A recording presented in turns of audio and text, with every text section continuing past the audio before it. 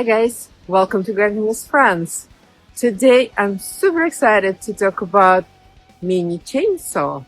I think every gardener should have it at their disposal. I got mine a couple of years ago and I'm using it quite often ever since.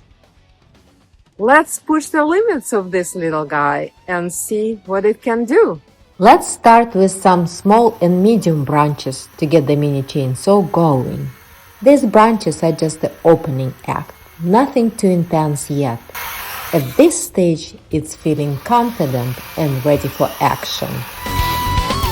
Now we are moving on to slightly bigger pieces, 5-6 inch branches that really make the mini chainsaw work for its living.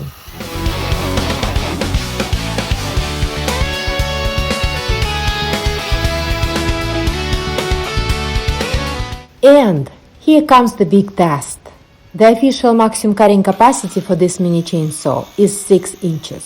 So what I'm about to do is definitely beyond its recommended limit. This tree trunk is close to 8 inches thick.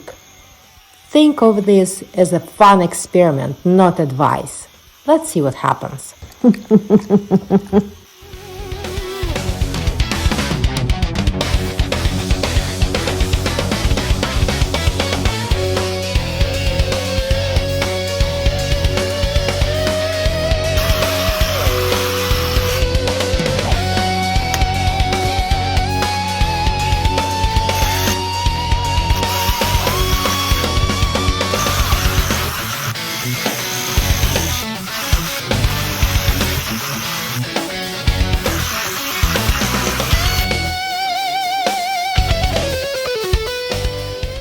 Wow, it did it! The mini chainsaw pulled through, and so did I. That's teamwork.